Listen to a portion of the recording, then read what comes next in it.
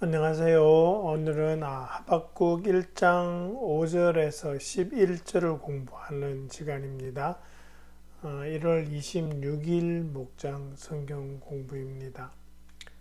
지난주에 저희가 하박국 1절부터 4절까지를 공부했었는데요. 그 내용을 보시면 하박국의 호소와 간구가 달려있죠. 이 안에 지금 사회 안에 정의가 사라지고 약탈과 폭력이 벌어지고 그런 상황하에서 이제 하나님께 도와주시라고 그렇게 호소하고 있는데 하나님의 응답이 없으시죠. 그래서 이제 하박국이 하는 말이 언제까지 그러실 겁니까? 라고 질문하는 게 이제 1장 2절에 있었습니다. 그죠? 근데 이제 5절로 들어오면 이제 하나님의 답변이 나옵니다. 그 답변이 이제 5절부터 11절까지 나오죠. 그 다음에 이제 사실은 한 번 더 질문이 나오고 한 번 더 답변이 나오지만 지금 오늘 나오는 대목은 하박국의 첫 번째 질문에 대한 하나님의 답변입니다. 근데 우리는 이렇게 예상하잖아요. 하박국이 살려달라고 부르짖었고 거기에 대해서 하나님이 답변이 없으셨고 그런 하나님한테 언제까지 그러실 겁니까? 라고 질문을 하면 그 간구와 그 도움 요청에 대한 응답이 있어야 될 것 같은데 하나님이 아주 다른 이야기를 하십니다. 뭐라 그러시냐 하면 5절에서 놀라고 질급할 일이 벌어질 것이다 라는 그런 말씀을 합니다. 그러니까 하박국은 유대의 불의를 바로잡아 달라고 호소하는데 하나님께서 하시는 말씀은 쭉 내용에는 보면은 6절부터 나오는 내용이 그거예요. 바빌로니아 사람들을 불러와서 이스라엘을 벌 주시겠다고 하시는 것이 하나님이 말씀하시는 그 질급할 일입니다. 우리의 예상과는 완전히 다르게 이야기하시죠. 그죠? 근데 여기서 우리가 한번 생각해 봐야 될 게 있습니다. 그죠? 하나님이 뭐라 그러시냐 하면은 민족들을 눈여겨보아라. 놀라고 질급할 일이 벌어질 것이다. 지금 하박국은 질문했고 하나님이 대답하시는데 뭐냐면 이미 이제 조만간 일이 벌어질 거라는 겁니다. 그러니까 하나님이 일을 하지 않고 계셨던 것이 아니라는 거죠. 우리는 기도 응답이 없으면 하나님이 우리의 기도를 들으시나 우리에게 관심이 있으시나 이런 식으로 이제 하나님에 대한 의구심을 품는데 그런 우리에게 하시는 말씀은 너네가 기도할 때부터 내가 듣고 있었고 그 응답을 준비하고 있으셨다라는 그 말씀을 지금 하고 계시는 겁니다.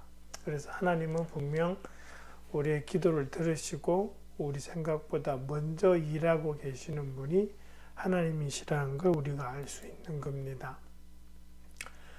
그리고 이 사실 5절은요, 5절은 그 뒷부분 보시면 너희가 살아있는 동안에 내가 그 일을 벌이겠다. 너희가 듣고도 도저히 믿지 못할 일을 벌이겠다. 이렇게 이제 말씀하시는데 이 5절을 사도 바울이 사도행전에서 인용합니다. 사도행전 13장 41절에서 이걸 인용하는데요. 이게 어떤 부분이냐 하니까 1차 전도 여행에서 이제 비시디아의 안디옥으로 와서 사도 바울이 예수 그리스도를 전할 때 믿지 않는 사람들에게 주는 경고의 말씀으로 이 1장 5절을 사용합니다. 그러니까 너네가 이게 지금 하나님 말씀에 그 불순종하고 응답하지 않을 때에 하나님께서 다른 놀라운 일을 벌이실 것이다라는 그런 의도로 말씀하거든요. 그래서 우리가 여기 생각해 봐야 될 게 그거죠. 우리가 하나님을 두려워해야 될 이유가 여기에 있다라는 겁니다. 우리가 기도하고 하는 그런 것도 좋지만 하나님께서 하시는 일에 대한 그 두려움이 우리한테 있어야 되죠. 그죠? 그렇게 되지 않으면 우리는 그냥 단지 기도만 하고 그냥 거기에서 멈춰버리고 하나님에 대해서는 전혀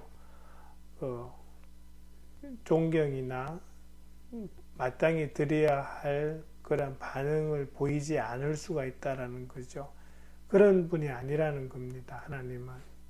하나님은 우리에게 마땅히 존중받으셔야 될 분이라는 걸 우리가 머리에 염두에 두고 있어야 된다라는 거죠. 그 다음에 여기서 이제 하나님께서 말씀하시는 놀랍고 질급할 일이 뭔가를 한번 생각해 본다면 완전히 이 무렵에부터 이 주변국의 그 상황이 확 바뀌어 버립니다. 이전까지는 아시리아가 강대국이었습니다. 근데 그 강대국에 눌려있던 바빌로니아가 독립합니다.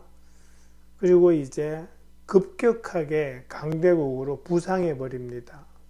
그게 이제 바빌로니아가 강대국으로 부상하는 게 거의 한 30년 안에 이루어집니다.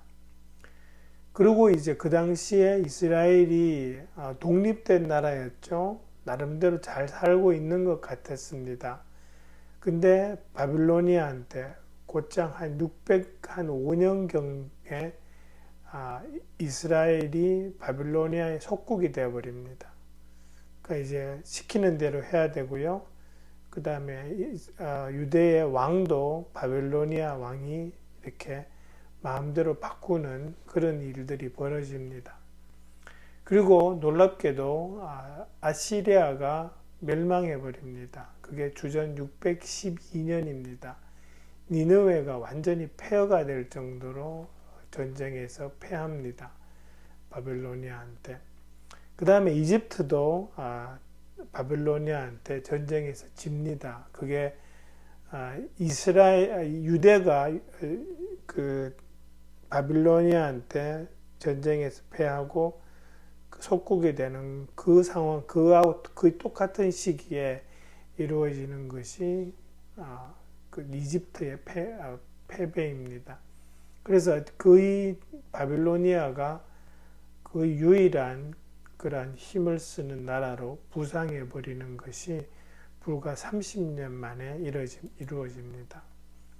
제가 왜 30년이라 그러냐면 이제 이 전체 내용을 한번 이렇게 정리해 드리면 이렇습니다.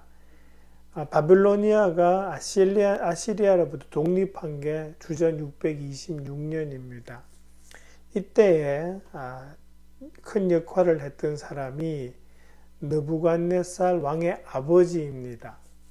근데 실제로 느부갓네살 왕의 아버지로부터 독립을 그 당시에 했지만 그 다음부터 거의 모든 전쟁과 하여튼 그런 바빌로니아가 강대국으로 바뀌게 되는 것은 이 느부갓네살 왕이 주도합니다. 그래서 이 아시리아하고 이집트 등 주변 나라를 정복하는 것도 이 느부갓네살 왕입니다. 그리고 개역 성경에는 바빌로니아 사람이라는 말이 안 나옵니다. 이게 갈대아 사람이라고 나오는데 영어로 보시면 켈디언 이런 식으로 나옵니다. 그래서 그것을 따서 이제 개역 성경에는 그 갈대아 사람 이렇게 나오는데 이제 이 개역 성경에 익숙해지신 분들은 이게 바빌로니아가 뭐지라고 그럴 거고요. 저희는 또 세번역에 익숙한 분들은 이 개역 성경으로 가면 이게 뭐지라고 하실 것 같은데 바빌로니아하고 갈대아는 같은 지명을 나타내고 있다는 걸 생각해 보시면 되고요. 그리고 6절부터 11절까지 성경 그 쭉 내용이 나오는데 그걸 이렇게 종합하면은 바벨로니아 사람들의 특징이 나옵니다. 이 사람들이 어떤 사람인가?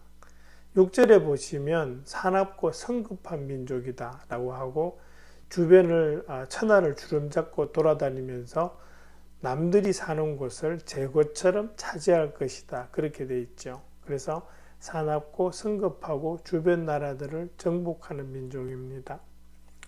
그 다음에 7절에 보시면 자기들이 하는 것만이 정의라고 생각하고 자기들의 권위만을 내세우는 자들이다. 이건 뭐냐 하니까 그만큼 두려운 민족인데 자기중심적이에요. 내 방식이 옳다라는 그걸 고집하는 사람들이 이 바벨로니아 사람입니다. 그리고 8절하고 10절을 이렇게 보시면 이 바벨로니아 사람들은 전쟁에 능한 전투적인 민족입니다. 특징이 이제 8절에 보시면 그들이 부리는 말은 표범보다 날쌔고, 그죠? 그 다음에 먹이를 덮치는 독수리처럼 날쌔게 날아오고, 10절에 보시면 흑언덕을 쌓아서 성을 점령하고, 그만큼 이 전쟁에 아주 능수능란한 민족입니다. 그러면서 9절을 보시면 폭력을 앞세우고 와서 포로를 잡아간다라는 말을 하는데요. 그렇게 폭력적이면서도 이 포로를 잡아가서 부려먹는 그런 민족이고요. 그 다음에 11절에 보시면 제 힘이 곧 하나님이라고 여기는 이 죄인, 이렇게 되어 있죠. 그만큼 자기들의 군사력을 절대적으로 신뢰한 그런 민족이라는 것을 알 수 있는 것이 이 바벨로니아 민족이고, 그 선봉에 섰던 사람이 느부갓네살입니다. 그 8절에 보시면 이 특징 중에 하나가 표범보다 날쌔다 이렇게 되어 있죠. 그러면서 그들의 기병은 쏜살같이 달린다 이렇게 되어 있습니다. 이 바빌로니아의 전투 방식이 기마병을 사용해서 아주 빠르게 움직이는 그런 전투 방식을 고수한 민족입니다. 특별히 느부갓네살 왕이 그랬습니다. 느부갓네살 왕이 전쟁 중에 있을 때 그 수도에 있던 자기 아버지가 죽었습니다. 그래서 자기 그 아버지가 죽은 그 틈을 타서 다른 사람이 왕이 될 것을 염려해서 이 느부갓네살 왕이 정말 기병을 몰아서 그대로 돌아갔다고 하는 그런 기록들이 존재하고 있는 것처럼, 이 바빌로니아 사람들은 그 빠른 이동 속도로 말미암아서 상대국들이 전쟁을 준비할 시간을 그렇게 주지 않았습니다.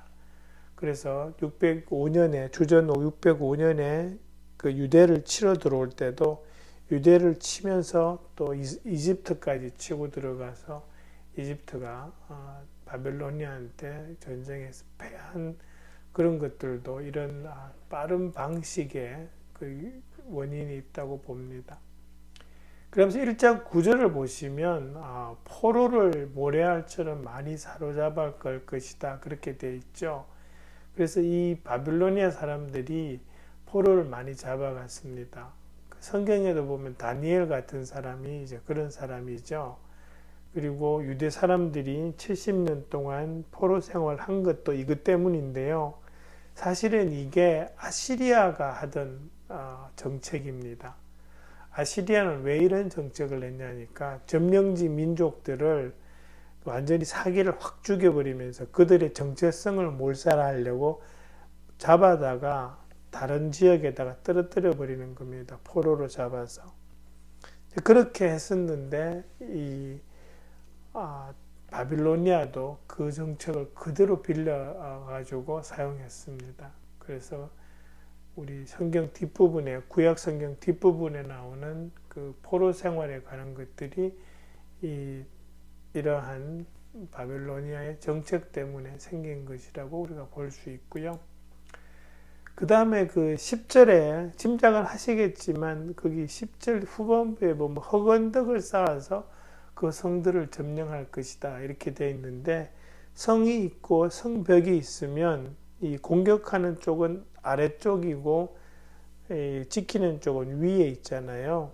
그래서 뭐 보통 그 영화 같은 걸 보시면 나무나 이런 거를 이렇게 높다란 막루를 만들어 가지고 성벽에다 갖다 붙이고 하는데, 그러면 그 막루를 부숴버리면 그만이거든요. 그래서 근데 이 바빌로니아 사람들은 와서 가지고 성벽 바깥쪽에다가 흙 언덕을 쌓아버립니다. 그러면 무너질 수가 없죠. 그러니까 그 흙 언덕을 타고 들어와서 성벽을 타고 넘어 들어오니까 수비하는 쪽에서 되게 싸우기 힘들어지는 거죠. 그만큼 아주 새로운 방식으로 그렇게 싸운 민족이라는 걸 우리가 알 수 있고요. 그 다음에 11절에 보시면 제 힘이 곧 하나님이라고 여기는 이 죄인, 이렇게 되어 있죠.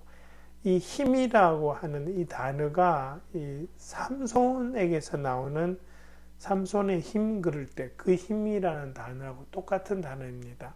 그러니까 육체적인 능력 그러는 건데, 이건 여기서는 이제 군사력을 의미하죠.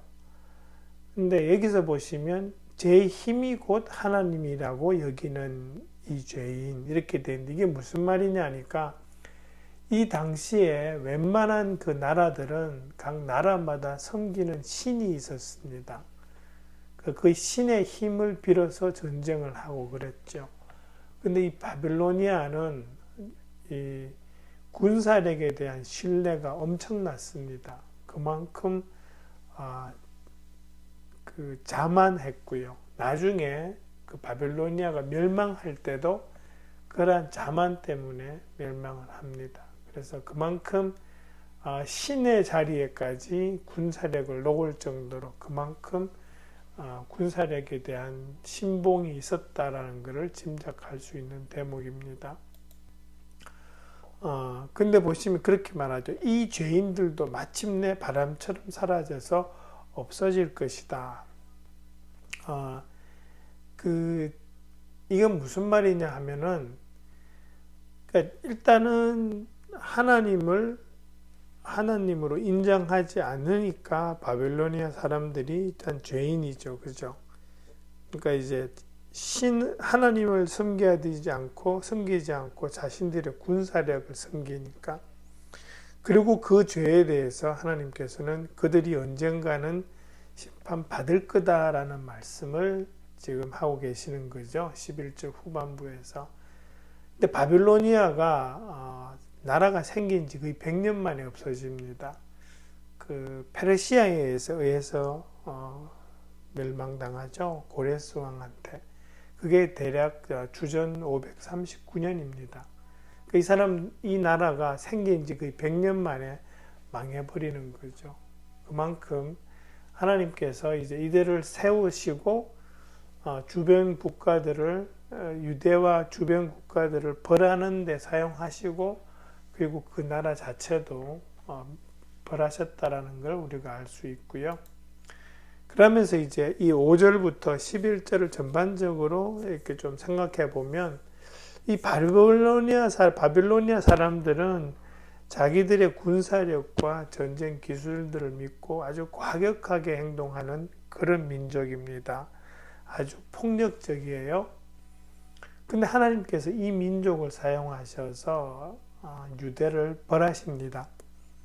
그러니까 우리 거기서 알 수 있는 것이, 하나님의 선한 목적을 이루시기 위해서 악한 것도 사용하신다라는 겁니다. 근데 문제는 그 하나님께 쓰임받은 그 악한 것도 끝에는 하나님께서 다시 벌하신다라는 것을, 역사적인 그 결과를 보고 우리가 알 수 있다라는 것입니다. 네, 그것이 우리 1월 28일 주일 설교를 하실 내용이고요.